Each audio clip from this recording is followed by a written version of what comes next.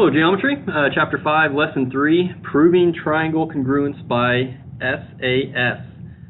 First of all, triangle congruence, that's talking about two triangles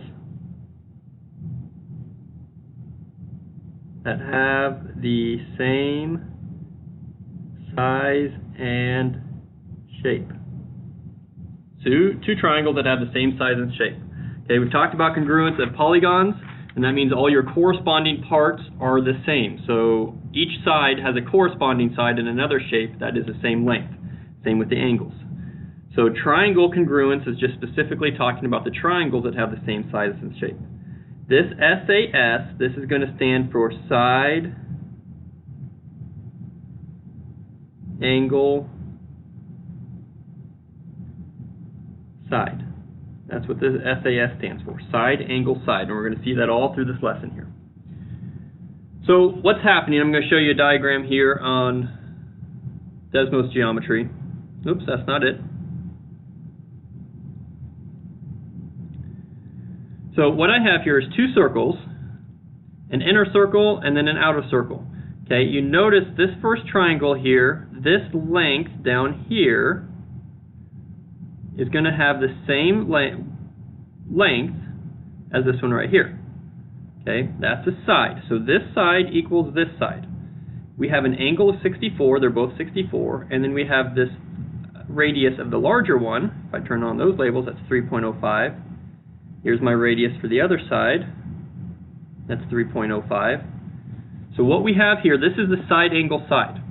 And it says that if this side matches this side, you have an angle, and then you have a second side that matches a second side.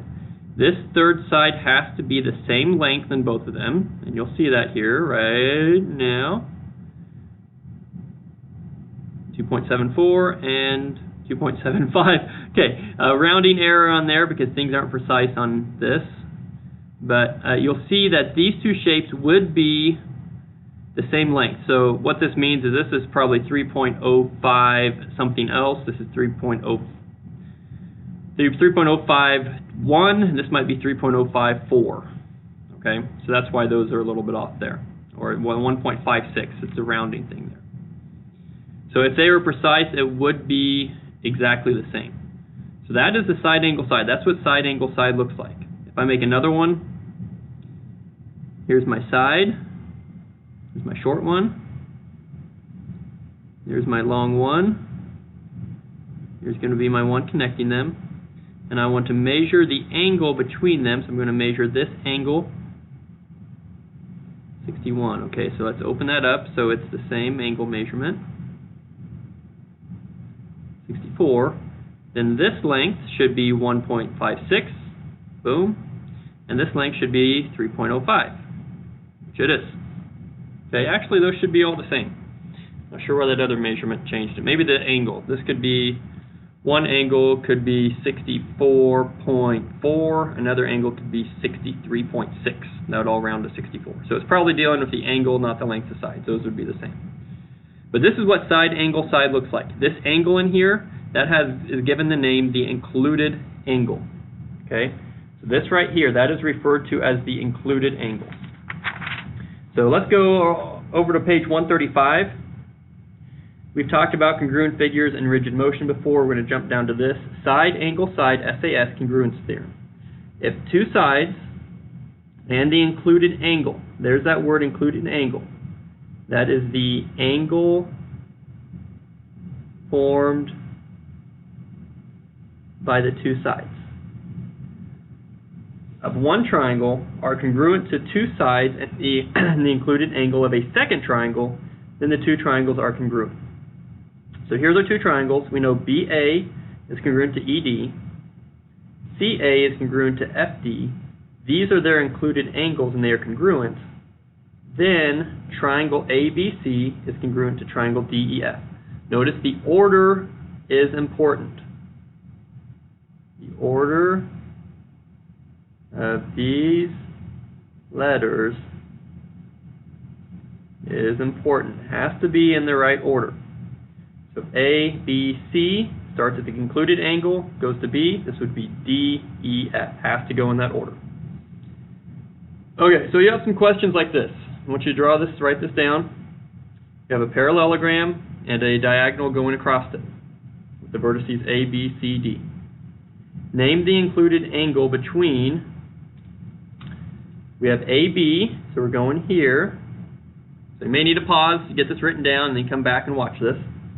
AB and BD. So if I draw the two sides, the included angle would be this one up here. That'd be angle ABD. I want you to notice how B was in both of these, and then you have your sides. So ABD. Okay, the included angle between CB, right here, and DB, right here. CB, DB, it's just the angle that makes them. So it would be DBC, angle DBC. The vertex has to be in the middle. Again, B was the common one, so that's the vertex. It's your vertex. This is the common one, that's your vertex. Final one, BD, that one again, and DA, that one.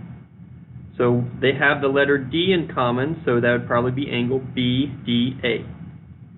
BDA, that is the included angle. So the angle must be formed by the two sides to an included angle. Okay, that is what your included angle is. Alright, now this lesson does start getting into more proofs. A lot of yours will be fill in the blank, but I'll walk you through these. I have not prepared ahead of time, so we'll see how these go. Sometimes I have to stop and think about this a little bit too. So, this is a two-column proof. We have what's given. BD is perpendicular to AC. BD is perpendicular to AC. AD is congruent to CD. That's going to be statement number one. BD is perpendicular to AC. And I'll just say AD is congruent to CD. Sometimes those are different. Those can be two different, the first two. Okay. So notice we want to prove triangle ABD is congruent to CBD. And what we have now is we want to use side angle side, which means we have to show we have a set of sides, we have a set of angles, and we have a set of sides. So here we already have a set of sides. We got the first one checked off. We have a set of sides. We need to show that the angles, which is going to be this angle, are congruent. So that's going to be my next step here. Because I got a side, I got to show the angles are. So I'm going to say angle ADB is congruent, ADB is congruent to CDB. And the reason I know that is that these are perpendicular. I'm just going to say definition of perpendicular lines. Okay. So here's a side. I've stated that my angles are equal. I need another side.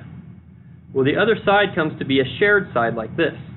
So how that gets written is we just say BD is congruent to BD.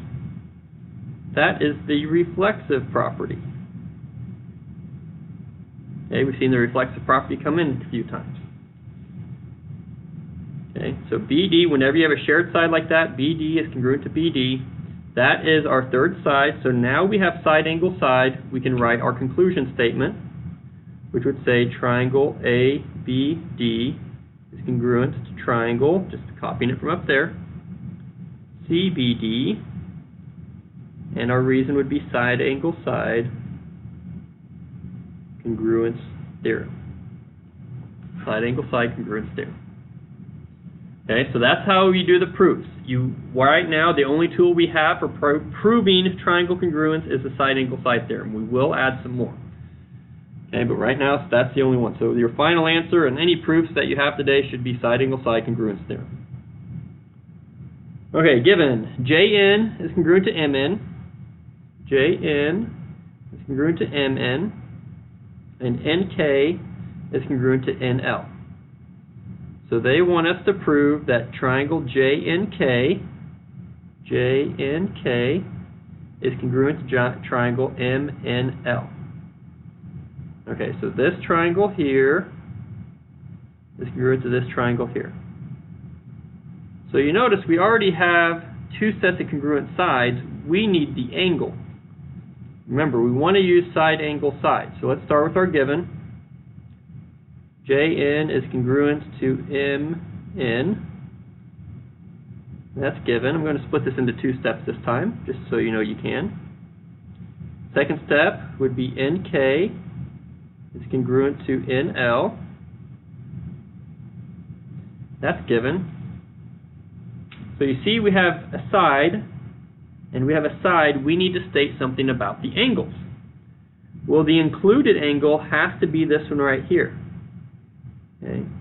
And those are equal because they are vertical angles. So we have to kind of go back, we have to think about all the properties and theorems we've had in the first 4 chapters, and they still come into play. We can't forget about them yet.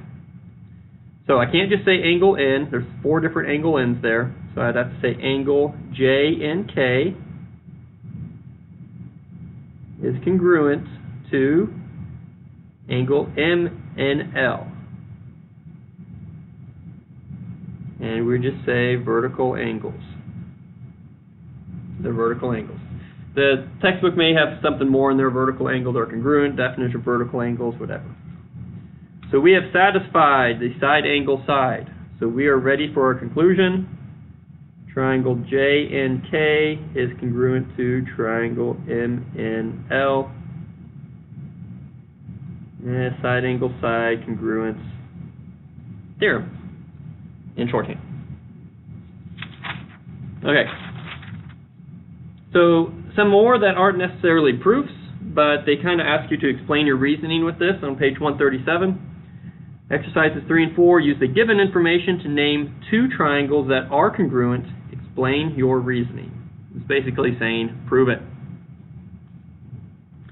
So they're telling us angle EPF is congruent to angle GPH. So EPF, there's that mark. GPH is that mark. So those angles are congruent. And P is a center of a circle. A circle is important because that makes all of these a radius. So we have 4 radii going in there. So if this is a radius, that means this is a radius, which means this is a radius, and this is a radius. The radius of a circle is the same no matter where you put it. Okay? So name 2 congruent triangles that are congruent. So we have to be careful on our naming. So I'm going to say triangle, start here. Let's start with PFE. Triangle PFE is congruent to triangle. So PFE, let's go with PHG. If I'd rotate that around, that's how it might match up. So PHG. Okay. So explain it, I'd say the sides are all radii of the same circle. The sides are all radii of the same circle. And the included angles, we can use that terminology, are congruent. Okay? So if we want to use symbols, we could say PG is congruent to PE.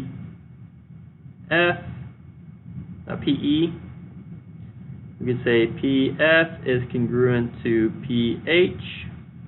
The reason is they're radii. Okay, and it's given that the angle is. Okay, A, B, C, D, E, F is a regular hexagon. So regular hexagon. Regular. So that means all angles are the same. So when you look at this, they've drawn some diagonals from F to C, A to C, B to E, and B to D. So here, this also means all sides are the same. So all angles are the same on the inside, all sides are the same length. So we know FA should equal ED. Okay, this is a diameter of the polygon, so that should equal that. And then we can pick our included angle, whatever they want. Okay. So we would say maybe triangle here, we'll start here, EBD is congruent to, let's make sure we get this matched up again, EBD. So E to B was the diameter, so we'll go F to C to A. Triangle FCA. So triangle EBD is congruent to triangle FCA. Okay, we know ED is congruent to FC because they're diameters. You know polygons can have diameters. But sorry, ED, FA, sorry, they're sides. You're scribbling right now, apologize for that. EB is going to be congruent to FC. Those are diameters. And since DEF is the same as EFA, and these are diameters, these are going to be bisectors of it, which we don't know there. Okay? So we can say angle DEB has to be congruent to DEB AFC, angle AFC. Okay? Because it's a regular hexagon. We know that those angles will be the same. Question 5, finally, a quilt is made of triangles. You know that PS is parallel to QR. So PS is parallel to QR, and PS is congruent to QR.